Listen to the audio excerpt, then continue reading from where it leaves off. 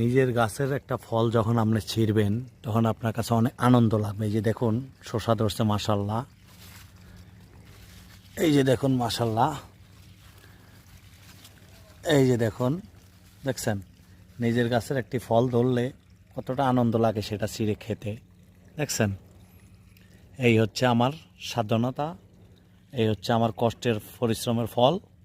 মাশাল্লাহ, বিদেশের বাড়িতে এই যে কাঁচা শসা, দেশি শসা খাইতে পারতেছি, এটাই তো আমার আনন্দ। এই যে দেখুন, পানি দিচ্ছি ভালো করে। এই যে দেখুন আমার মিষ্টি কুমড়া হয়েছে মাশাল্লাহ। এই যে দেখুন একটা মিষ্টি কুমড়া নষ্ট হয়ে গেছে, দেখছেন। এই যে দেখুন আমার মিষ্টি কুমড়া। সুবহানাল্লাহ, সুবহানাল্লাহ, আল্লাহ চাইলে কি না হয়। শুধু আমি কয়টা বীজ লাগাইছি আর একটু পানি দিছি।